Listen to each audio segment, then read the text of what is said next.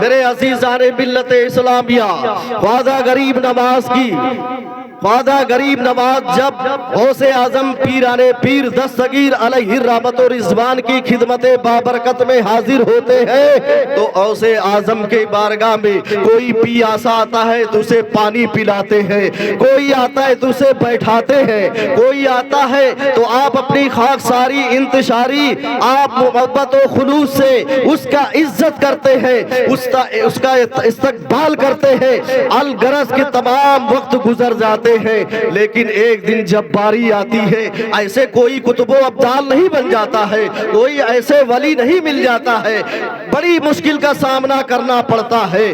اب جب اس کو ولایت ملتی ہے تو اسے اچھی طرح سے تپایا جاتا ہے، اسے اچھی طرح سے دردناک عبرتناک میں مبتلا مصیبت میں مبتلا کر دیا جاتا ہے، طرح طرح کے ظلم کیا جاتا ہے کہ دیکھے یہ میرا بندہ کسی کو بد دعا تو نہیں کر دے گا، یہ بندہ کسی کے لیے بد دعائیں تو نہیں کر دے گا، کوئی گالی دے گا تو کہیں الٹی نگاہیں تو نہیں کر دے گا کہ دنیا تباہ و برباد ہو جائے۔ میرے عزیزان ملت اسلامیہ، جب وہ شخص امتحان میں پاس ہو جاتا ہے تب اسے ولایت حاصل ہوتی ہے۔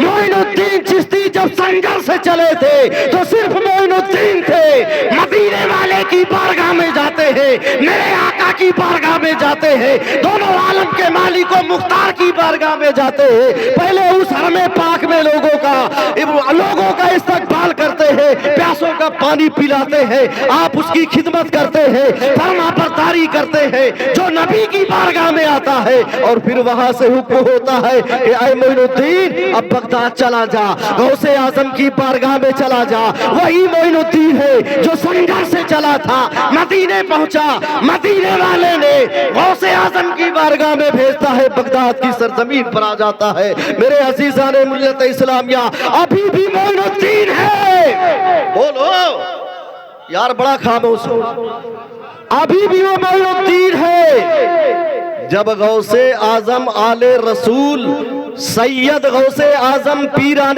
پیر دستگیر شیخ عبد القادر محی الدین جیلانی سلطان العارفین نے جب معین الدین کا ہر امتحان لے لیا تو غوث اعظم نے آخری امتحان لیا۔ بولو سبحان اللہ۔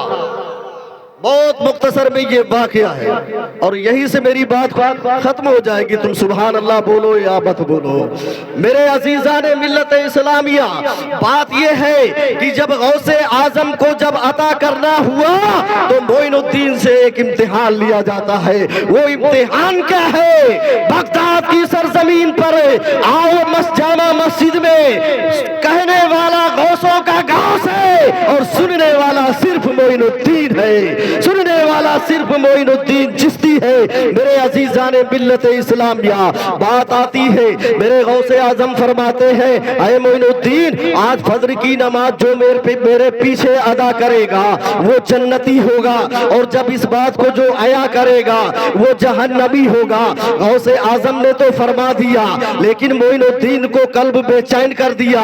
اب وہ تفرہ تفری میں مچ گئے کہ اب میں کیا کروں، میں کیا کر سکتا ہوں؟ یہ تو بڑی عجیب بات ہے، اگر نہیں بتاتا میں نماز پڑھتا ہوں تو صرف میں جنتی ہوتا ہوں، اگر بتا دیتا ہوں تو بغداد کا ہر مسلمان جنتی ہو جائے گا۔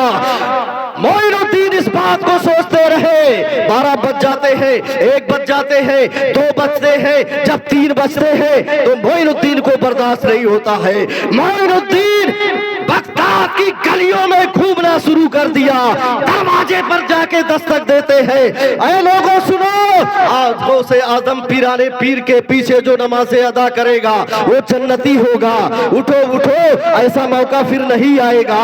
باری باری دروازے پہ دستک دیتے ہیں۔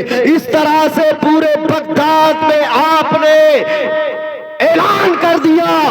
پتا چلتا ہے کہ جب فجر کا وقت ہوتا ہے تو مسجد جامع فل ہو چکی ہے، باخارج مسجد بھی فل ہو چکی ہے، دائیں بائیں کی گلیاں بھی فل ہو چکی ہے، اب یہاں بھی جگہ نہیں بچا تو اپنے اپنے چھتوں پر کھڑے ہیں۔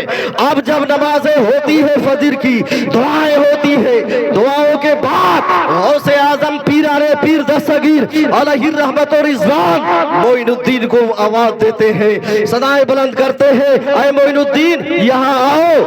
معین الدین جب قریب جاتے ہیں، آپ جب جاتے ہیں قریب تو غوث اعظم فرماتے ہیں کہ اے معین الدین، کہنے والا غوث تھا، سننے والا معین الدین تھا۔ اس بات کو آیا کس نے کیا؟ اس بات کو آیا کس نے کیا؟ حضرت معین الدین خاموش ہیں، کانپ رہے ہیں۔ کہا سرکار اس گنہگار نے اعلان کیا ہے۔ کہا تمہیں جہنم کی خوف نہیں آئی؟ کہا سرکار جب تک میں بغداد کی گلیوں میں لوگوں کو بتاتا رہا تب تک میں جہنمی تھا، اور جب میں نے آپ کے پیچھے نماز ادا کر لیا تو اب میں جنتی ہو گیا۔ کہا اے معین الدین تم بڑے چالاک ہو، اب یہ تمہارا مقام نہیں ہے، جاؤ ہندوستان کی سرزمین وہ تمہارا مقام ہے۔ اور غوث اعظم کی بارگاہ سے یہ خطاب ملتا ہے کہ آج تک تم معین الدین ہو، معین الدین تھے، لیکن آج غوثوں کا غوث، قطبوں کا قطب، ابدالوں کا ابدال تمہیں یہ ولایت بخش دیتا ہے کہ آج سے تمہارا غریب نماز ہے، اور قیامت تک تمہارے در پہ جو آئے گا تو نمازتا رہے گا، تو نمازتا رہے گا۔ تو میرے عزیزان ملت اسلامیہ، میں یہیں سے اپنی گفتگو کو ختم کرتا ہوں۔ استغفر اللہ ربی من کل ذنب واتوب الیہ ولا الہ الا اللہ محمد رسول اللہ وآخر دعوانا ان الحمد للہ رب العالمین۔ نعرہ تکبیر، نعرہ تکبیر، نعرہ رسالت، علماء اہل سنت، جشن غوث الورا کانفرنس، نعرہ تکبیر۔